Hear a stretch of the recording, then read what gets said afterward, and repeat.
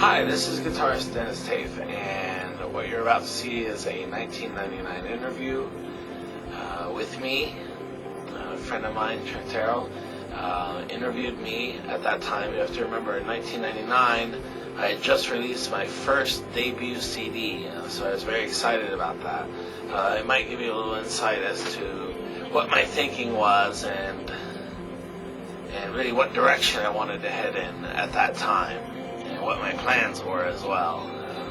It's kind of interesting to see it now. Certainly things have changed.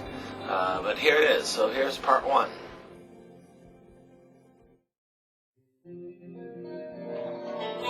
Hey Dennis, why don't you tell us a little bit about yourself?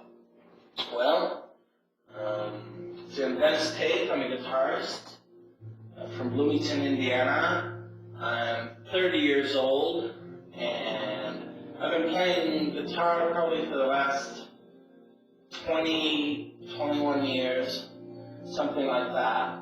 And really I've been trying to develop my own style, focusing on speed, melodic phrasing, and unique guitar techniques to try to develop my own unique voice, my own unique style. Now that we know a little bit about you, why don't you tell us about your guitar? What was the first guitar you ever owned?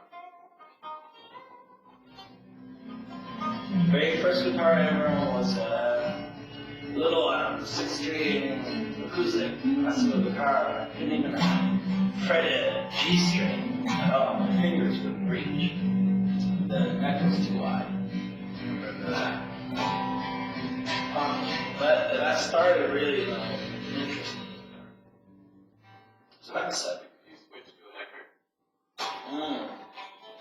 Probably I switched to electric guitar probably in about 86. 1986. At least that's when I started taking it seriously.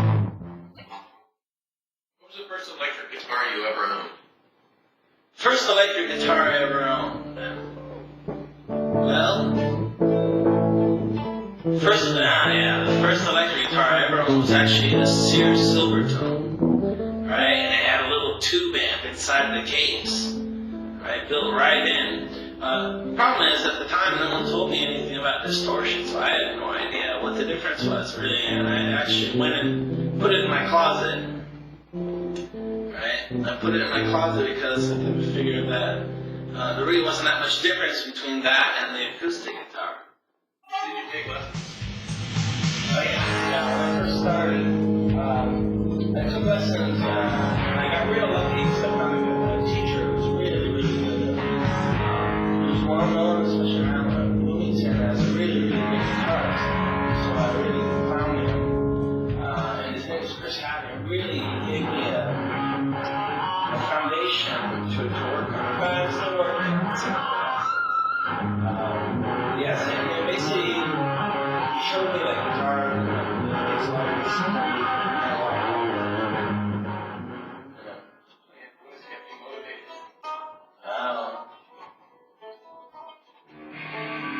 Well, what's kept me motivated playing guitar is that what I discovered is that basically it's almost endless. The more that you play, right, the more you learn about it, the more that you practice, the more that you learn about it. And I also found that really it becomes a lifelong art. Really, that's the best way to describe it. If you put it down for a month, let's say, and then you pick it up a month later, right, you'll find that basically you pick up where you left off. And so it's really never ending. There's no end to the possibilities of the guitar as far as your progress. Inspired you to play at the beginning? Yeah, so guitar stuff. Well, in the beginning, I probably went through a lot of the what most guitarists listen to. Guitarists like Jimi Hendrix certainly had a profound influence on the playing. Everybody from Jimmy Page, not so much Eric Clapton though. It's just I don't know. One guitarist in particular that's often overlooked, Alvin Lee, right? 10 years after, I thought was a really good guitarist. When I first heard him, I thought, wow, it was amazing. So a lot of the guitarists of that early guitarists, standard 60s guitarists, I guess, would be the best way to describe it. What about now? Who are your influences? Wow. Okay, now influences, gosh, I would probably say Alex Lifeson of Rush. Most definitely. He's probably one of my biggest influences. Especially with that chordal type playing. It's really, to me, fantastic. Very unique. Other players are Eric Johnson. Let's see. Definitely Joe Satriani. Sure. He's great. And other guitarists as well. And then I also have some influences that really, they're musical influences, but not necessarily guitar influences. I don't necessarily play guitar. Two of those would be John Carpenter, Sinead O'Connor. Sinead O'Connor. Yes, Sinead O'Connor, believe it or not, she's just a fantastic singer. And what I've discovered is that she has a really great sense of dynamics and phrasing in the song.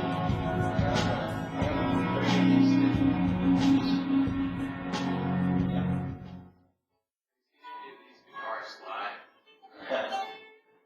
Well, actually, now that I think of it, I did see, certainly I saw that stuff play live with Rush. Fantastic, really good. But also, I saw Joe Satriani, and that was probably, gosh, I'm not sure of the year exactly, but probably 1988 or so. And I just couldn't believe it. I couldn't believe that one, a guitarist, one could be so good. It was really, really fantastic. The things that he played, the songs were great. Everything was great. In fact, after the show, he threw me a pick. But at that time, I was pretty young. And basically, I was so mad that he played so well, and that I would never reach that stage. And I took the poor pick and I threw it out the window on the way home from the show. But certainly, I regret it now, and I realize that it was a pretty stupid thing to do. But I guess when you're young, and you're still developing, you don't realize at that time that every guitarist, can reach that level. And the great thing about guitar is that every guitarist eventually will develop their own unique style. So there is no competition. But at that time, I was very competitive. I thought it was a good story to tell, I guess, with Joe Satriani. But he's just a really great player. Really great. And big influence.